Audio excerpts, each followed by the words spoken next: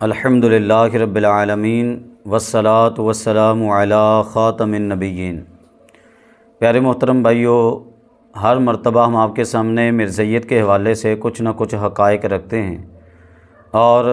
خوش قسمت لوگ الحمدللہ اس کو سن کر اس سے فائدہ بھی اٹھا رہے ہیں اور لوگوں کو بھی اس کے متعلق بتا رہے ہیں۔ اور اب ہم سب کو چاہیے کہ جو بھی موجودہ فتنے ہیں ان فتنوں کے اوپر توجہ رکھیں، اور توجہ رکھتے ہوئے اپنا فریضہ ادا کرتے ہوئے ان کے تدارک کے لیے کوششیں کریں۔ اور مزید یہ دیکھیں کہ آج کے دور میں فتنہ مرزائیت اپنے کوشش سے، اپنے اعتبار سے یہ پنجے گاڑنے کی کوشش کر رہا ہے، جبکہ الحمدللہ علماء اہل سنت کی کوششوں سے اور دین اسلام کی برکتوں سے یہ لوگ اپنی منمانیاں کرنے میں کامیاب نہیں ہوتے، اور ہر جگہ سے ان کی چوری کچھ نہ کچھ پکڑی جاتی ہے۔ ان کی چوریوں میں سے اور ان کی ہیلہ بازیوں میں سے ایک یہ بھی ہے کہ یہ ہمارے اوپر، علماء کے اوپر یہ فتوے لگاتے ہیں، اور یہ کہتے ہیں کہ ان مولویوں کو عادت ہے کہ یہ بات بات پر کفر کے فتوے لگاتے ہیں۔ جی جناب، جو ان کی بات نہ مانے وہ کافر ہو گیا، یہ ہو گیا، وہ ہو گیا۔ اب میں آپ کے سامنے یہ حوالہ رکھوں گا، آپ دیکھیے گا کہ کافر کی رٹ کون لگاتا ہے اور کفر کے فتوے کون لگاتا ہے، آپ حیران رہ جائیں گے۔ حضرات یہ دیکھیے گا، کہتے ہیں جناب مرزائی لکھتے ہیں اپنی اخبار الفضل میں، نیز مسیح موعود کو احمد نبی اللہ تسلیم نہ کرنا،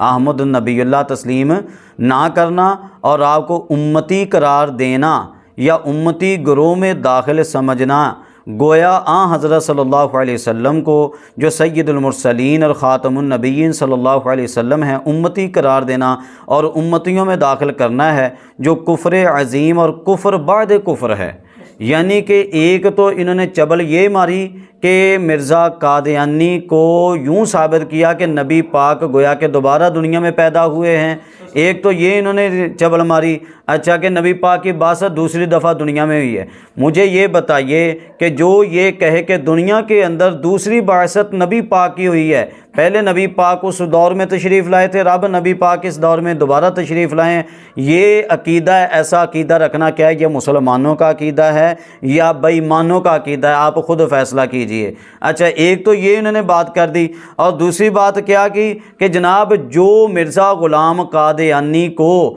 یہ نہ مانے کہ یہ دوسرے نبی پاک پیدا ہوئے ہیں، جو یہ نہ مانے وہ کافر ہے۔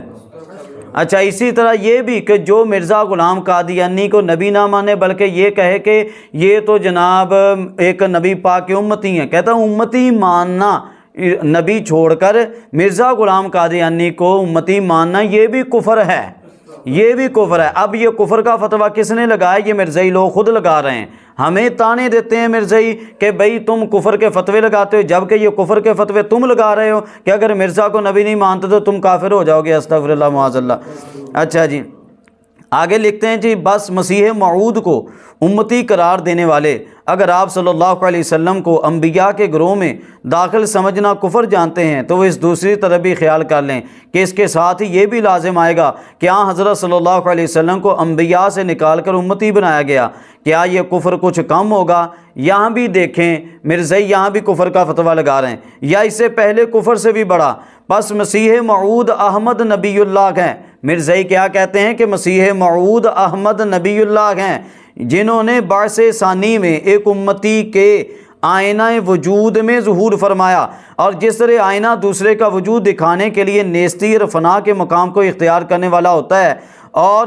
دوئی اور دو رنگی سے بکلی پاک، اسی طرح امتی ہونے کی حیثیت بطور آئینہ کے ہے، جو احمد نبی اللہ کے وجود نبوت اور رسالت کو دکھانے کے وقت اس احمد نبی اللہ سے غلام احمد اور امتی نہیں بنا دیتی۔ یعنی کہ حیرانی کی بات یہ ہوتی ہے کہ یہ لوگ اس بے ایمان کو نبی پاک ثابت کر رہے ہیں کہ دوسرا نبی دنیا میں آ گیا، استغفر اللہ، اور کہتے ہیں کہ جس شیشے کی مثال دے کے اپنی طرف سے یہ سمجھانے کی کوشش کرتے ہیں کہ شیشہ اگر عکس دکھا رہا ہے تو اسے یہ لازم نہیں آ گیا کہ یہ اور شے ہو گئی وہ اور شے ہو گئی، تو کہتے ہیں وہ ایک ہی شے ہے کہ بس ایک عکس دکھایا جا رہا ہے، اور یہ مرزا غلام قادیانی یہ نبی پاک کا ہی عکس ہے، اور یہ نبی پاک ہی ہیں، یہ نبی پاک ہی دوسرے بن کے آ چکے، استغفر اللہ، یہ ان لوگوں کا نظریہ ہے۔ اللہ تعالیٰ ان لوگوں کی تلبیسات کو، ان کے شبہات کو، اور ان کی مکاریوں کو، ان کی چال بازیوں کو اللہ تعالیٰ سمجھنے کی توفیق عطا فرمائے۔ اور